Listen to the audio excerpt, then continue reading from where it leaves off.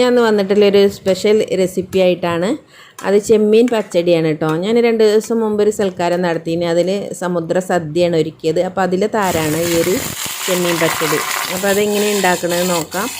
ഞാനിങ്ങനെ ചെമ്മീൻ തൊലിച്ചിരുന്നപ്പോൾ എനിക്ക് എന്തെങ്കിലും ഒരു വെറൈറ്റി വേണമല്ലോ എന്ന് കരുതിയപ്പോൾ ഈ ഒരു ഐഡിയയാണ് കിട്ടിയത്. അപ്പോൾ ഞാൻ കുറച്ച് ചെമ്മീൻ അവിടെ എടുത്തിട്ടുണ്ട്. ചെറിയ ചെമ്മീനാണ്. പച്ചടിക്ക് പറ്റിയത് ചെറുത് തന്നെയാണ്.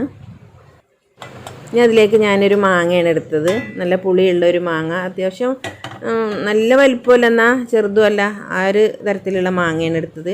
തൈരാകുമ്പം ചെമ്മീൻക്ക് എനിക്ക് അത്ര ഒരു ഇത് തോന്നിയില്ല. അപ്പോൾ ഞാൻ പുളിയുള്ള മാങ്ങ തന്നെ ആയിക്കോട്ടെ എന്ന് കരുതി.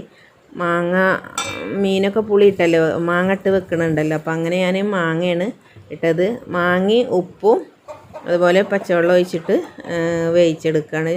അപ്പോൾ അതിലേക്കുള്ള അരപ്പ് റെഡിയാക്കാം. അരമുറി തേങ്ങയും 4 പച്ചമുളകും 2 വെളുത്തുള്ളി അല്ലിയും ഒരു ചെറിയ 2 കഷ്ണം ഇഞ്ചി എടുത്തിട്ടുണ്ട്.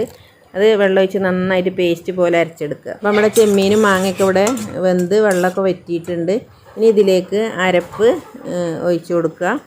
അരപ്പ് ഒഴിച്ച് കൊടുത്തിട്ട് നന്നായിട്ടൊന്ന് തിളപ്പിച്ചെടുക്കുക. സദ്യൻ്റെ പ്രധാന വിഭവമാണല്ലോ പച്ചടി. അപ്പോൾ ചെമ്മീൻ വെച്ചിട്ട് തന്നെ ഒരു പച്ചടി ഉണ്ടാക്കാമെന്ന് ഞാൻ ആലോചിച്ചത്. അപ്പോൾ നല്ല ടേസ്റ്റ് തന്നെ ഉണ്ടായിന് കേട്ടോ. അപ്പോൾ അതാ നമ്മുടെ അരപ്പൊക്കെ അതിലൊഴിച്ചിട്ട് നന്നായിട്ട് ഇളക്കിയിട്ട് ഒന്ന് തിളപ്പിച്ചെടുക്കണം. അപ്പോൾ തേങ്ങയൊക്കെ ഒഴിച്ച് തിളച്ച് തീ ഓഫാക്കിക്കണേ. ഇനി ഇതിലേക്ക് നമ്മളൊന്ന് കടുക് വറുത്തിടണം. കടുവും കറിവേപ്പും അതുപോലെ വറ്റൽമുളകും കൂടി ഒന്ന് വറുത്തിടുകയാണ് ചെയ്യുന്നത്. ചട്ടിയൊക്കെ ചൂടായി കടുക് ഇട്ടു.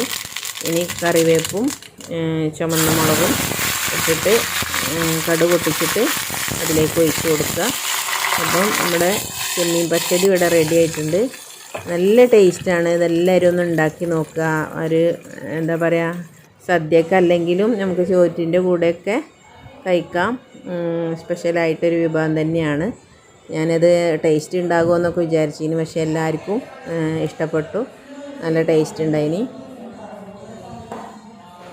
സമുദ്ര സദ്യ നല്ല ടേസ്റ്റ് ഉണ്ടായിനി കേട്ടോ. എല്ലാം മീനിൻ്റെ വിഭവം ആയതുകൊണ്ട് നല്ല ടേസ്റ്റ് ഉണ്ടായിനി. അപ്പോൾ അതും എല്ലാവരും ഒന്ന് ഉണ്ടാക്കി നോക്കുക. ഒരിക്കലെങ്കിലും ഒന്ന് ഉണ്ടാക്കി ടേസ്റ്റ് നോക്കുക.